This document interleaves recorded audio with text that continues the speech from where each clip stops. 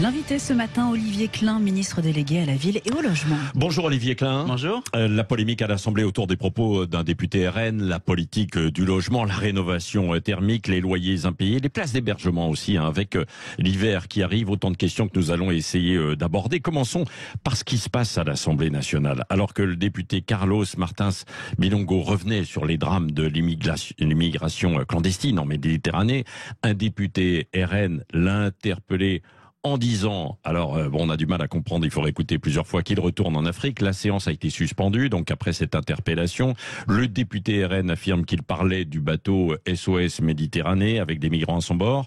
Il affirme que les députés LFI ont interprété ses propos. Est-ce que c'est une sortie raciste selon vous, Olivier Klein ?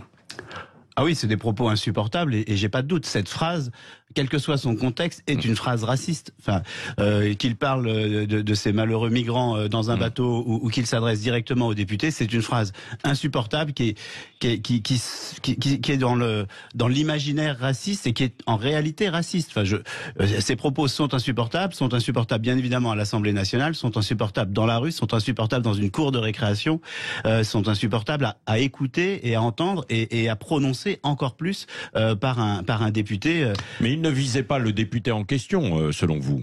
Non. Écoutez, peu importe. Moi, c'est ce que vous dites, quoi. Peu importe. Qu'il au pluriel, au singulier, retourne en Afrique est une phrase raciste. C'est une phrase qui rejette une population en direction d'un pays. Enfin, moi, je veux pas essayer de faire l'exégèse de ce qu'il voulait dire. Vraiment, on était tous à juste titre extrêmement choqués. C'est vrai. Il n'y a pas quand même, selon vous, aussi une exploitation politique. C'est la France insoumise qui immédiatement. C'est vrai que c'était aussi un député de LFI, bien sûr, qui était vie. Écoutez, j'étais comme tous les membres du gouvernement présents.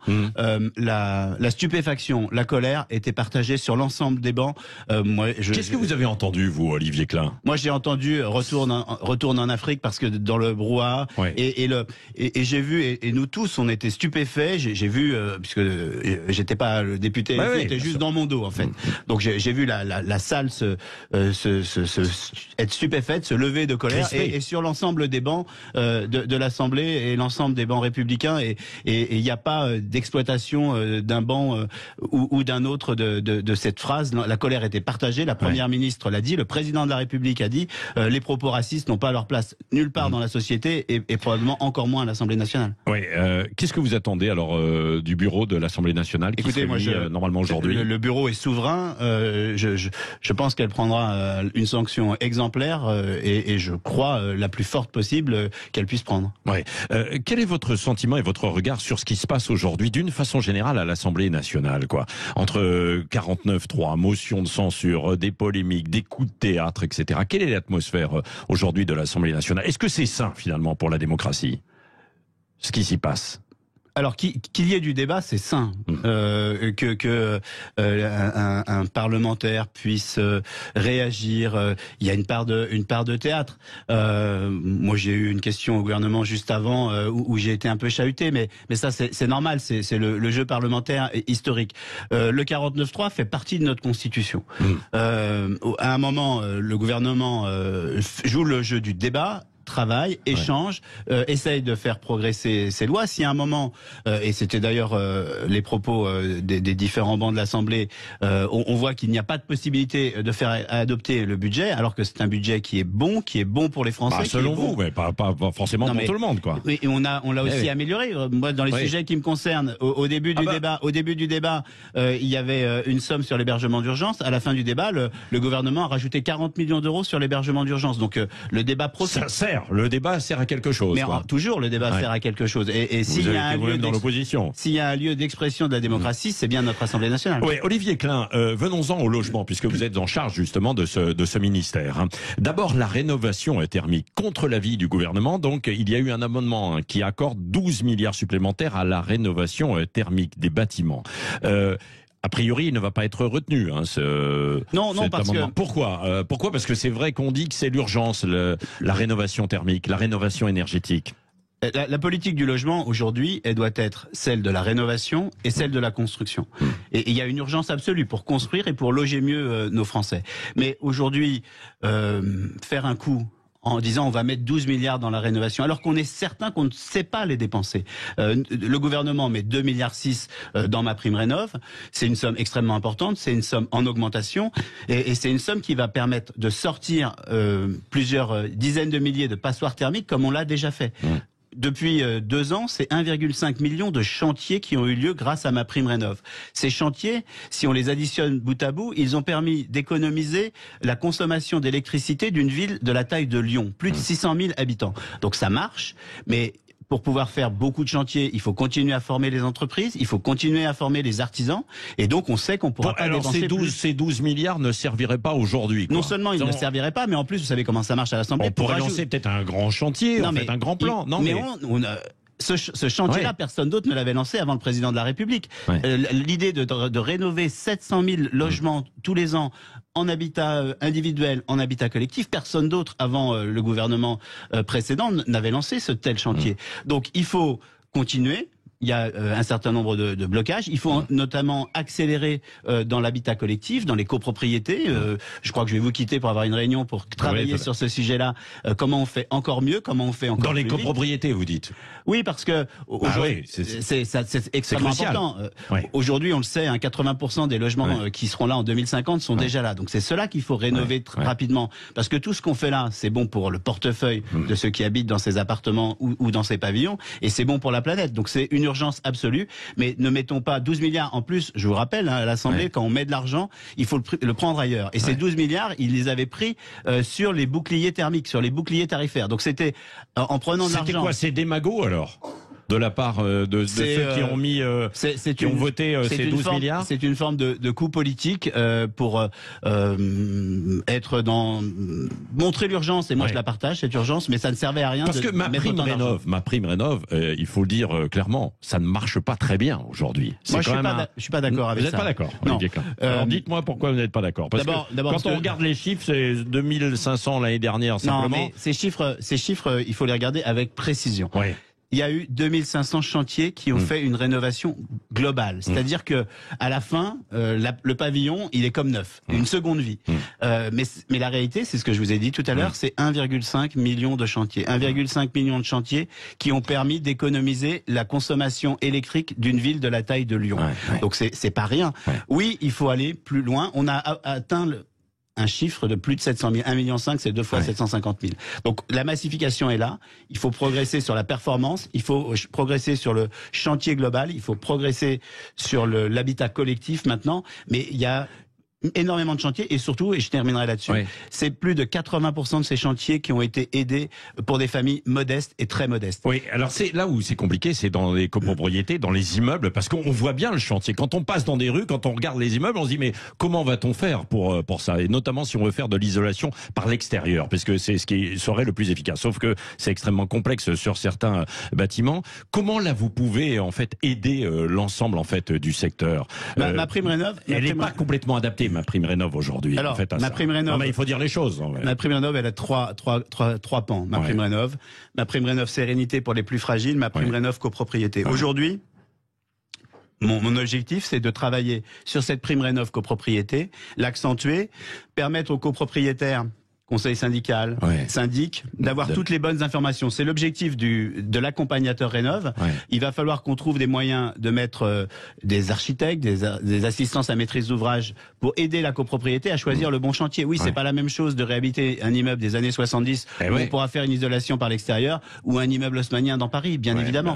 Donc il faut trouver les bonnes méthodes. L'isolation par l'extérieur, ça existe. Par l'intérieur, ça existe. Il y a aussi le système de chauffage, parfois, évidemment. Donc c'est peut-être pour ça aussi, Olivier Klein, que ce que disent certains professionnels dans l'immobilier, que vouloir sortir les passoires thermiques du marché, c'est une absurdité parce qu'on ne pourra pas tout faire aussi vite. Est-ce qu'il va y avoir un sursis pour ça? Non, c'est jamais. Alors vous allez vous retrouver. Déjà, il y a une crise de logement en France. Non. D'abord, on parle du G. Donc, c'est 140 000 logements environ en janvier 2024. On va mettre personne à la rue.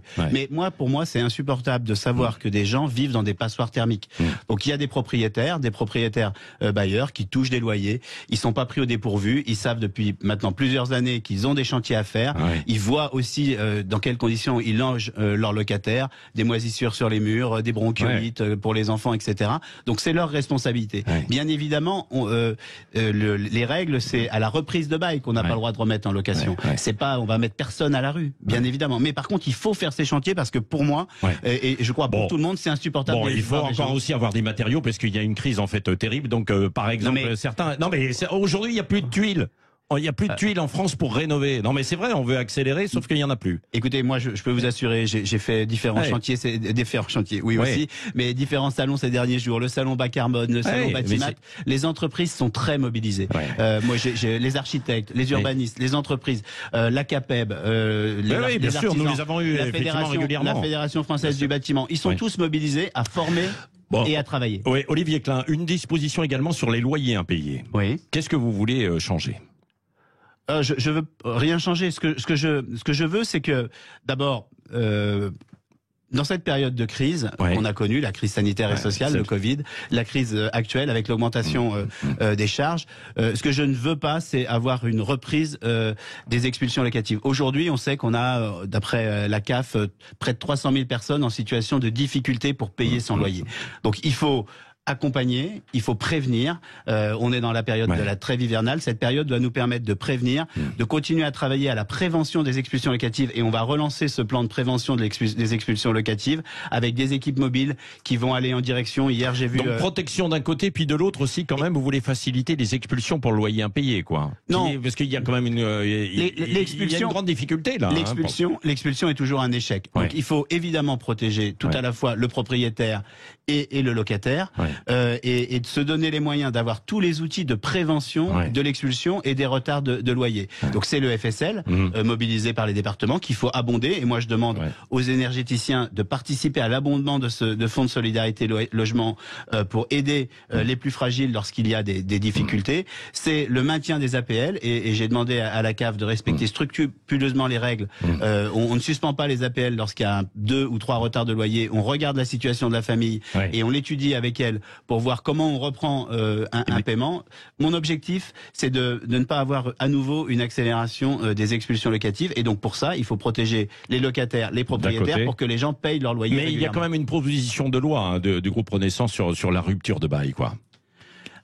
La rupture de bail, ça vient à la fin de l'histoire. Il y a dans cette proposition de loi une partie sur le squat et une partie sur les impayés de loyer. Moi, ce que je veux, c'est qu'on sera adopté, cette proposition de loi. Écoutez, je suis pas parlementaire. Mais vous êtes ministre. Je ne suis pas à la fin de l'histoire. Moi, ce que je veux, c'est que à chaque fois que quelqu'un est en difficulté et qu'il est de bonne foi, il ait toutes les aides et accès à toutes les aides pour reprendre son paiement du loyer, pour justement éviter le drame de l'expulsion locative. Olivier Klein, Emmanuel Macron avait dit en 2017, tout le monde s'en souvient, il n'y aura plus. L'objectif, c'est qu'il n'y ait plus personne en fait à la rue. Voilà. Aujourd'hui, il y a toujours, et quand on va dans les villes, il y en a même de plus en plus, quoi, évidemment. Où en est-on justement des places d'hébergement d'urgence? Quel est votre objectif?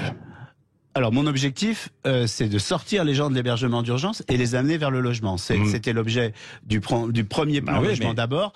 400 000 personnes ont quitté la rue ou la précarité pour aller dans un logement grâce au premier plan logement d'abord. Là, on va lancer, on en a parlé hier soir avec les associations de la grande précarité, le deuxième plan logement d'abord avec un objectif aussi puissant. Mais dans le même temps, oui, vous avez raison, il y a encore des familles avec enfants à la rue. Oui, il y a encore des gens à la rue et c'est pour ça qu'il y a eu cet amendement dont je parlais tout à l'heure qui va permettre de conserver en gros les 200 000 places d'hébergement d'urgence, qui est un chiffre jamais atteint. Ah oui, c'est ça. Il faut se rappeler qu'avant le Covid, c'était 150 000 places. Aujourd'hui, il y a 200 000 et grâce à cet amendement, on va rester autour de ces 200 000. Moi, j'avais cru comprendre qu'on allait supprimer 140 000 places. Non, il y a 14 000, pas 140 000, pardon, 14 000, oui. Oui, l'idée qui prévalait, c'était de revenir à la situation avant le Covid. Mais avec les parlementaires de la majorité, avec les associations, on a vu que c'était pas possible. Et c'est humainement pas possible. Donc il faut continuer cette capacité à accueillir les plus fragiles dans l'urgence, mais il faut aussi, dans le même temps, construire les conditions pour que on sorte de l'hébergement d'urgence. Mais c'est une mobilisation générale. Il suffit pas que on lance le plan logement d'abord pour que d'un seul coup tout le monde se dise ah oui, les maires, je veux une pension de famille dans ma ville, je veux une résidence sociale pour accueillir les plus fragiles. Il faut aussi mener cette politique dont je parlais au début, celle de construire, l'acte de construire, et le seul acte qui nous permettra de sortir les gens de la rue. Il faut construire pour construire le parcours résidentiel, et c'est ça l'urgence. Bon, on va donc confirmer ce matin l'objectif toujours 200 000, quoi. place d'hébergement. Alors, on maintient les 200 000 parce que c'est l'urgence. Oui. Mais l'objectif, c'est de ne pas rester dans l'urgence, c'est de sortir de l'hébergement d'urgence pour aller dans un logement. Merci Olivier Klein, ministre délégué à la ville et au logement. Vous aurez l'occasion de revenir pour nous parler Avec aussi plaisir. de votre politique de la ville, d'une façon plaisir. effectivement générale, mais ce sera. Oui, Elle bien touche sûr. les habitants des quartiers populaires auxquels vous savez, je suis très attaché. Oui, merci beaucoup, oui, puisque vous avez été maire, hein, évidemment, de Clichy-sous-Bois. Il est 8h32 dans un instant, les débats. Vous avez la parole. Éric Nolot face à Guillaume Bigot. On reviendra bien sûr aussi sur cette polémique de l'Assemblée nationale et toutes les petites phrases qui ont émaillé aussi la semaine. Il est 8h32 sur Sud Radio.